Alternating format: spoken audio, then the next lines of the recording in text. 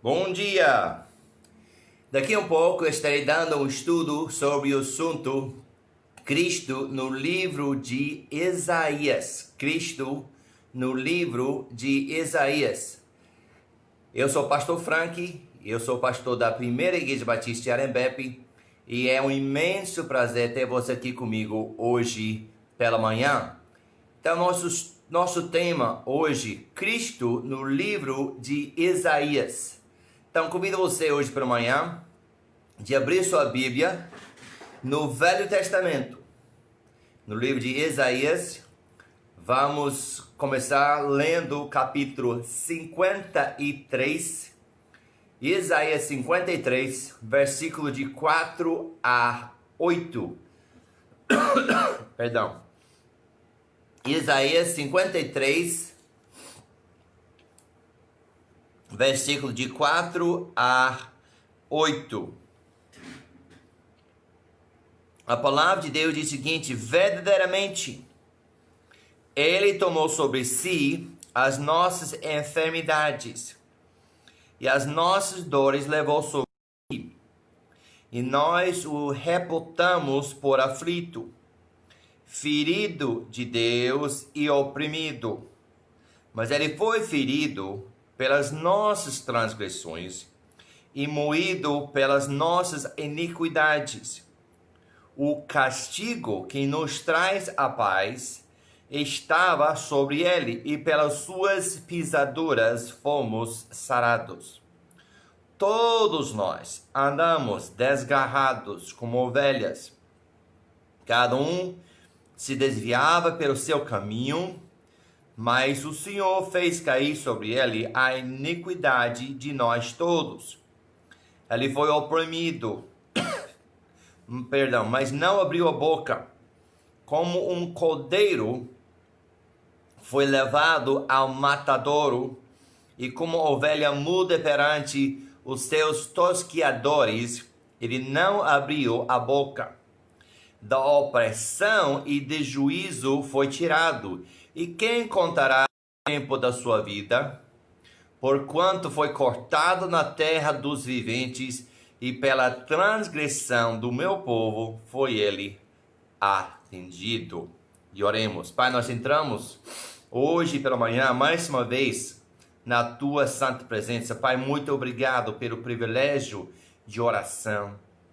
Pai, pelo sangue de Jesus Cristo, nós entramos na sala do teu trono, louvando, magnificando e exaltando teu maravilhoso nome. Pai, no primeiro dia da semana, mais uma vez, nós te honramos por ser o Deus vivo, o Cristo ressurreto. E Pai, nós te louvamos pelo fato que pelo sacrifício e a ressurreição de Jesus Cristo, temos a vida eterna, a salvação dos nossos pecados. Pai, muito obrigado. Pai, nós te louvamos por ser o Deus eterno, por ser o Deus forte. Pai, nós te exaltamos por ser um Deus que não precisa de nós, mas mesmo assim, morreste, ressuscitaste, e que nos amas mais do que nós podemos imaginar. Mas, Pai, não estamos aqui somente para te engrandecer e para te agradecer, mas também para te pedir, para te rogar, que o Senhor fala conosco, nossos olhos, abre nossos corações. Pai, aplica a leitura da tua maravilhosa palavra, que nós podemos ver o Senhor na tua palavra hoje. Pai, eu peço-te que esteja comigo, guiando plenamente cada palavra, cada pensamento e cada ação, através do teu Espírito Santo, para que eu possa ser simplesmente um instrumento para cumprir a tua vontade. Esconde-me atrás do cruz do Calvário, para que cada olhar esteja fito no Senhor e que o Senhor seja exaltado assim, em cumprimento da tua palavra. Pedimos todas essas coisas no nome santo e precioso do Senhor Jesus Cristo. Amém. Então, Ótimo dia a todos. Nós vamos hoje, na escola dominical, que a gente está fazendo domingo pela manhã, encerrar nosso estudo no livro de Isaías. Mas, gente, vamos fechar com chave de ouro. O livro de Isaías é um livro espetacular, como a gente tem observado, né? É Isaías levantado por Deus para trazer condenação sobre a nação de Israel, né? Judá e Samaria. Também nós vemos a semana passada o reino milenar, o consolo que Deus transmite para o seu povo, que depois de voltar para a Babilônia, consolá-los. Também Isaías olha bem para o futuro distante e vê o reino que Cristo há de estabelecer sobre a terra. Mas hoje pela manhã, nós vamos ver algo maravilhoso. Aí vem essa questão. O livro de Isaías foi chamado do quinto evangelho. O nascimento virginal de Cristo, seu caráter, sua vida, sua morte, sua ressurreição, sua segunda vinda, são todos apresentados em Isaías clara e definitivamente. Agora, vem aqui. Como pode um homem, cerca de 700 anos antes de Cristo, anunciar profeticamente detalhes tão ricos a respeito do Messias?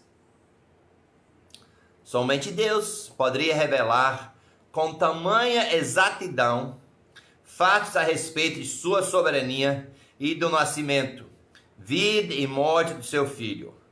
Cremos que este livro é totalmente inspirado.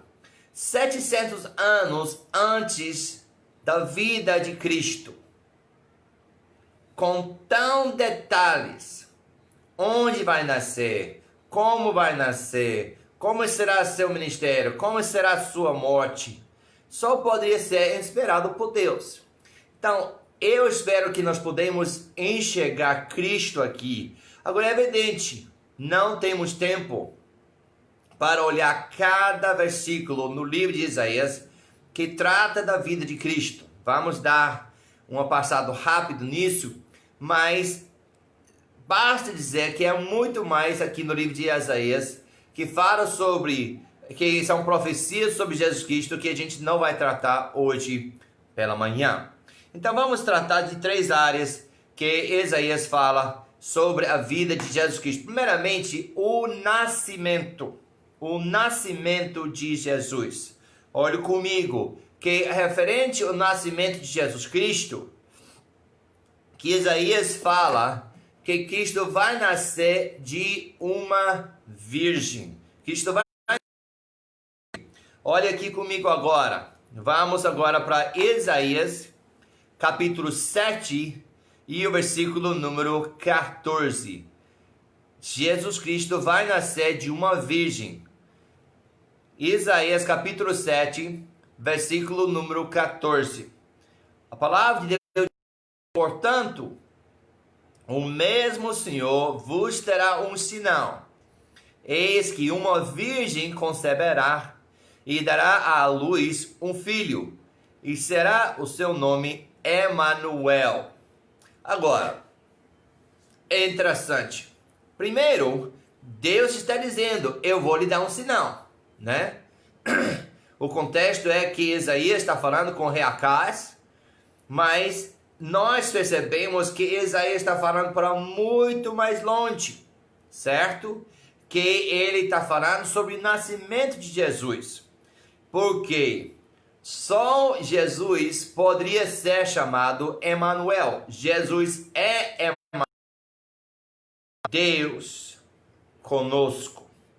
Jesus é Deus conosco. Então, primeira coisa que a gente vê de cara é que Isaías está dizendo que o nascimento de Jesus Cristo vai ser um nascimento virginal, certo? É um milagre, certo? E ainda assim, ele é Deus. Esse filho que vai nascer é Deus. It is glitch, but it's going again.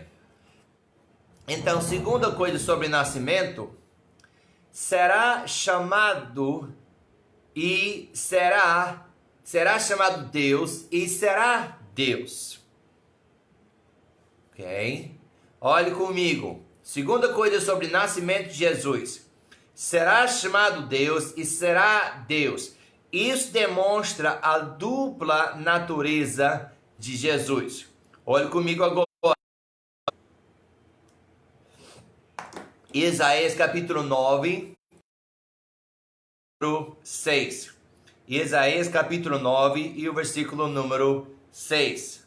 Porque um menino nos nasceu, um filho se nos deu, e o principado está sobre os seus ombros, e seu nome será Maravilhoso, Conselheiro, Deus Forte, Pai da Eternidade e Príncipe da Paz. Essa aqui também é outra profecia sobre o nascimento de Jesus. Mas, como a gente viu no primeiro versículo, em Isaías 7,14, vemos a mesma coisa, enfatizado, confirmado aqui em Isaías 9,6. Duas naturezas, ele tem uma natureza humana, através de Maria, mas ele tem uma natureza divina, porque ele nasceu do Espírito Santo. Então, 100% homem e 100% Deus. Ele nasceu fisicamente, ele teve carne, ele teve osso. Nós vemos os evangelhos, ele sentiu fome, sentiu cansaço. Ele tinha natureza humana, mas tinha natureza divina. Ele é Deus aqui. Deus forte, Pai da eternidade. Jesus Cristo é o eterno Deus. Olha que riqueza aqui. Isaías, 700 anos, está dizendo sobre Jesus. Ele é o eterno Deus. Ele vai nascer fisicamente, porque fala também no livro de Hebreus que ele precisava de um corpo, né? Para derramar sangue, para ser um sacrifício, que dia um pouco a gente vai ver isso. Mas, gente, que coisa aqui, hein? Isaías fala sobre Jesus, como ele vai nascer, certo? E esclarece o fato, essa criança, esse filho, será Deus. E será chamado Deus. Não é um anjo. Não. Ele teve um nascimento físico. É 100% homem. Não é um espírito. Ele teve um corpo. É Deus sim. Mas é 100% homem e 100% Deus. E graças a Deus pelo nascimento de Jesus. Segunda área que a gente vai falar aqui, sobre as profecias Cristo no livro de Isaías, além do nascimento, a gente vê aqui o ministério. Vemos em primeiro lugar a descrição do ministério de Jesus. Agora, só abrindo um parênteses aqui. Não tenho tempo hoje pela manhã para esclarecer ou demonstrar, cada versículo no Novo Testamento, onde cada uma dessas profecias são cumpridas. Mas pode ter certeza que tem. Certo? Mas aqui tem a descrição do ministério de Jesus. Olha aqui, Isaías 61. Isaías 61, versículo 1 e 2. Isaías 61, versículo 1 e 2. A palavra de Deus diz o seguinte: o Espírito do Senhor Jeová está sobre mim, porque o Senhor me ungiu para pregar boas novas aos mansos. Enviamo a restaurar os contritos de coração, a proclamar liberdade aos cativos e a abertura de prisão aos presos. Versículo 2. E a pregoar o ano aceitável do Senhor e o dia da vingança do nosso Deus, a consolar todos os tristes. Então, tem aqui a descrição do ministério de Cristo. Ele veio para pregar boas novas. Mas ele veio para pregar boas novas aos mansos. para restaurar os contritos, os arrependidos de coração, proclamar liberdade aos cativos, escravos do pecado, abertura de prisão aos presos. Olha que descrição do ministério de Jesus. Veio para pregar o evangelho aos mansos, veio para restaurar. Ele disse: eu venho para buscar o que havia perdido, aquilo que nós perdemos no jardim de Éden. Jesus Cristo veio para restaurar aos arrependidos e proclamar liberdade do pecado, da escravidão, do inimigo, do pecado e da morte. E com a morte que a gente vai ver daqui um pouco, ele fez isso. Então, Cristo, quando chegou em Nazaré, na sinagoga, ele leu esses versículos. E ele disse: este dia, essa escritura está cumprida diante de vocês. Ou seja, Cristo falou sobre essa profecia de Isaías, disse: eu sou o cumprimento dessa profecia. Graças a Deus nós podemos ter certeza que Isaías profetizou e foi cumprido na vida de Jesus Cristo. Ainda assim, nós vemos no livro de Isaías, Jesus Cristo, mesmo sendo 100% homem, ele viveu uma vida sem pecado. Olha isso aqui em Isaías. Agora vamos voltar para o capítulo 53, só que a gente vai ler o próximo versículo. A gente leu de 4 a 8, agora a gente vai ler versículo 9. Isaías 53 e o versículo número 9. E puseram a sua sepultura com os inimigos e com o rico na sua morte, porquanto nunca, olha a palavra forte aqui, nunca, jamais fez injustiça, nem houve engano na sua boca. Cristo viveu uma vida sem pecado. Agora, meu amado ouvinte da palavra de Deus, isso não é o único lugar onde a palavra de Deus esclarece, enfatiza isso.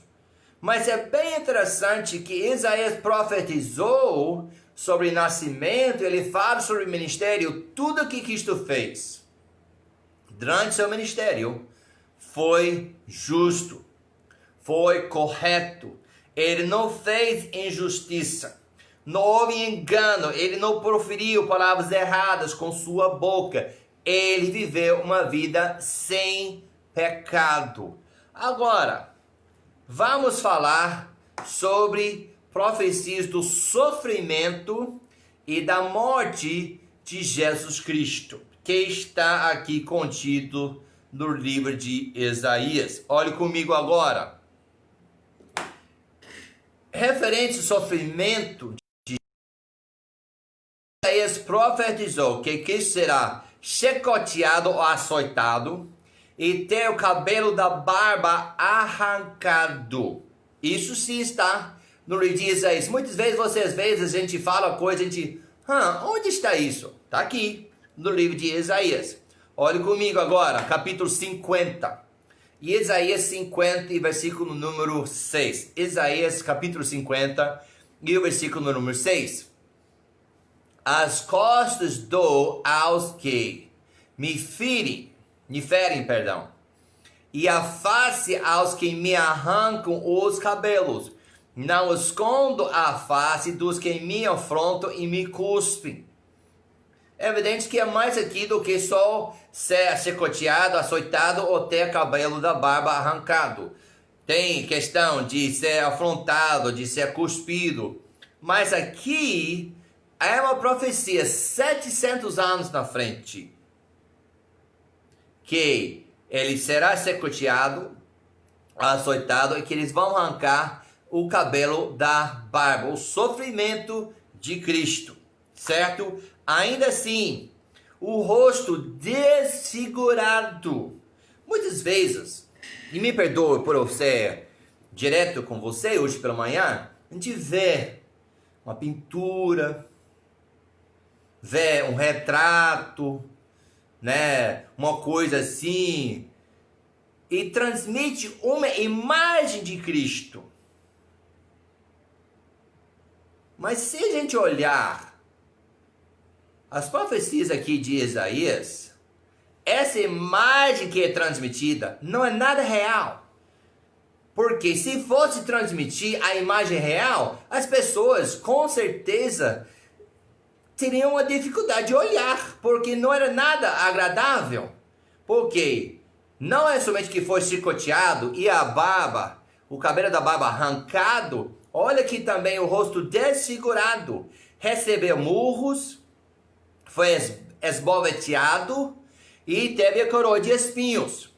Olha isso comigo no versículo 14, Isaías 52 e o versículo número 14. Isaías 52 e o versículo número 14. Isaías 52, versículo 14. Como pasmaram muitos à vista dele, pois a sua aparência estava tão desfigurada, mais do que o de outro qualquer, e a sua figura mais do que a dos outros filhos dos homens. O que Isaías está transmitindo aqui é o rosto de Jesus Cristo. A aparência física foi desagradável por causa do sofrimento. Ele recebeu, se você lembrar, né? Entregue, aliás, no tribunal do Carrafaz, na noite que foi traído, quando ele respondeu ao Carrafaz uma coisa que Carrafaz não gostou, o soldado deu um muro no rosto de Cristo. Não era um mão qualquer, um mão de um soldado forte, aí deu. Depois, quando ele entregue para ser chicoteado, né, açoitado pelos soldados de Pilatos, também colocou uma venda nos olhos e deram murros no rosto dele. Vários de homens fortes arrancaram a coberta da barba e já está sangrando aqui. Muitos socos, muitos muros no rosto de Cristo, provavelmente quebrando os ossos aqui, deixando com hematoma. Agora está começando a perceber que essa imagem que está transmitida não é nada igual ao que aconteceu. Depois esbobeteado, depois a coroa de espinhos. Muitas vezes você vê aqui um pontinho de sangue aqui, um pontinho de sangue. Não. Vai lá fora aqui no mato. Pega aquele espinho grande. Enlaça. E bota o pontinho do dedo aí. E vê quanto que vai sangrar. E aqui. Na testa, onde tem bastante vias sanguíneas aqui. Bota para baixo. E aí jorra sangue, aí começa a jorrar. O rosto desfigurado. O que Isaías está dizendo? Esse homem é tão desfigurado que nem parece que é mais homem por tanto sofrer. Por que ele sofreu? Olha agora. O sacrifício foi pelo pecado. Foi por seus pecados, foi por meus pecados, foi por nossos pecados. Que Cristo nasceu de uma virgem, viveu uma vida perfeita, e ele sofreu tudo isso e foi morto por causa dos nossos pecados. Agora, vamos aqui em Isaías 53, versículo 4 e 5. Isaías 53, versículo 4 e 5. Isaías 53, versículo 4 e 5. Já lemos isso, mas vamos ler de novo. Verdadeiramente ele tomou sobre si as nossas enfermidades e as nossas dores levou sobre si, e nós o reputamos. Aliás, nós vamos ler aqui até versículo 8. Verdadeiramente ele tomou sobre si as nossas enfermidades, as nossas dores. Versículo 5, nossas transgressões, nossas iniquidades. Versículo 6, o Senhor fez cair sobre ele a iniquidade de nós todos. Jesus Cristo Ele veio para ser o sacrifício do pecado. Isaías transmite 700 anos anteriores do cumprimento que Jesus Cristo viria para ser o sacrifício por nossos pecados. Por isso é tanto sofrimento, porque o pecado é horrível. A palavra de Deus diz em Provérbios que o pecado é uma abominação, é algo nojento, é algo terrível nos olhos de Deus. E Jesus Cristo levou sobre si os nossos pecados, nossas iniquidades, nossas transgressões. Nós quebramos a lei de Deus. E aqui Isaías esclarece isso. Cristo morreu por nossos pecados. Mais duas coisas aqui. Além do que já observamos nesse capítulo 53, vamos ver de novo que Cristo foi crucificado como criminoso, porque foi crucificado com criminosos. A crucificação, precisamos entender que foi para os piores da sociedade. De forma que Cristo foi crucificado entre dois ladrões. O inocente, perfeito Cordeiro de Deus foi crucificado entre dois criminosos. Olha que Isaías fala sobre isso aqui, no 53, versículo 12. Isaías 53, versículo 12. Pelo que, lhe darei a parte de muitos, e com os poderosos repartirá ele o despojo. Porquanto derramou a sua alma na morte, olha aqui, e foi contado com os transgressores. Mas ele levou sobre si o pecado de muitos e pelos transgressores intercedeu. Isso também é referência no momento da crucificação, quando Cristo disse: Pai, perdoa-lhes porque não sabem o que fazem. Olha a riqueza no livro de Isaías, das profecias que falam sobre o nascimento, o ministério, o sofrimento, a morte de Jesus Cristo. Hoje pela manhã, ele foi enterrado com os ricos. Você lembra disso, né? José de Arimateia chegou a Pilatos, pediu o corpo de Cristo, depois que ele tenha morrido. E aí ele pega o corpo e leva e coloca na sua sepultura. Isaías falou sobre isso. Olha que coisa ainda. 53, versículo 9. Já lemos isso, mas vamos observar de novo. Isaías 53 e versículo número 9. E puseram a sua sepultura com os ímpios e com o rico na sua morte. Jesus Cristo foi enterrado com os ricos. José de Arimateia tinha feito uma sepultura só para ele. Jesus Cristo não foi enterrado como indigente, não. Não foi enterrado com os outros. Jesus Cristo foi enterrado numa sepultura feita por um homem rico que tinha condições de ter sua própria sepultura. No lugar separado dos outros, Jesus Cristo foi enterrado com os ricos. Mas nós sabemos que Jesus Cristo, ele não está morto. No terceiro dia, depois do seu sepultamento, ele ressuscitou. Ele está vivo. Meu prezado ouvinte da palavra de Deus, Jesus Cristo morreu por nossos pecados. Ele não morreu por ser mártir. Ele não morreu por ser um exemplo para nos mostrar como viver a vida. Não, ele é a vida.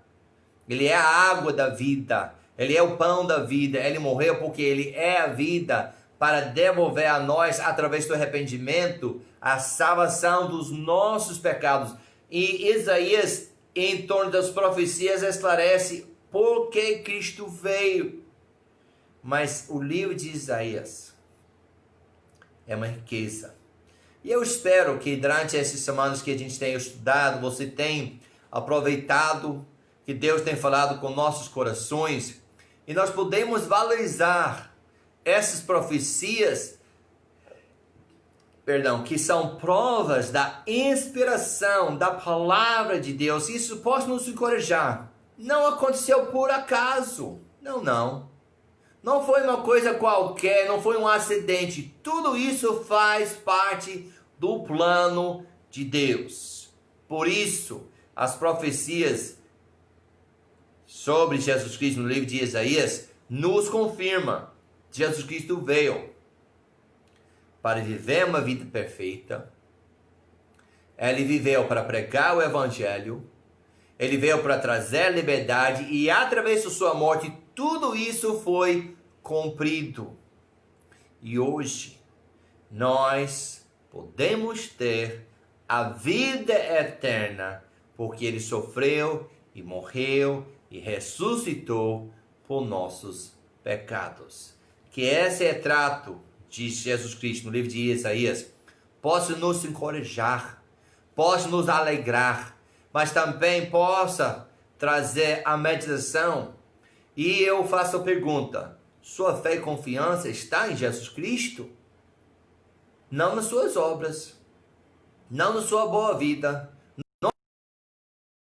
Porque aqui Isaías esclarece: Jesus Cristo é Deus e precisamos colocar nossa fé e confiança somente nele. Oremos. Deus, muito obrigado pelo livro de Isaías, Pai. Com tanta exatidão, o Senhor fala essas profecias, como seria o nascimento, o ministério, o sofrimento, a morte e muitos outros itens aqui no livro de Isaías. Pai, muito obrigado. Que a coerência, que a consistência na tua palavra, Pai, que o Senhor inspiraste esse homem, levantasse este homem para profetizar contra a nação de Judá, contra a nação de Samaria, mas também trouxe palavras de consolo, trouxe palavras de dia pela frente e também de mostrar como seria a vinda do Messias. Muito obrigado, meu Pai.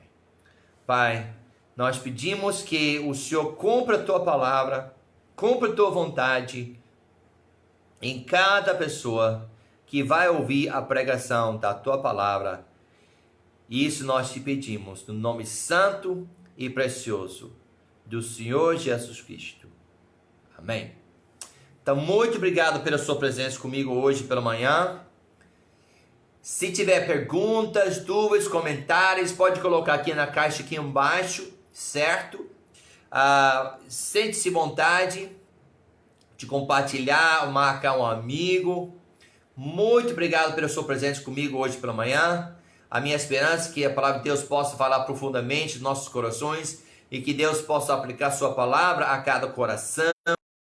Espero que hoje à noite, Deus permitindo, você estará aqui de volta comigo na página do Facebook da Primeira Igreja Batista, para que nós podemos mais uma vez estudar a palavra do Senhor às 19 horas hoje à noite. Que Deus te abençoe, ótimo domingo, ótimo começo da semana, e eu espero ver você aqui comigo mais tarde aqui às 19 horas para a gente ouvir a palavra de Deus mais uma vez. Que Deus te abençoe, ótimo dia e tchau.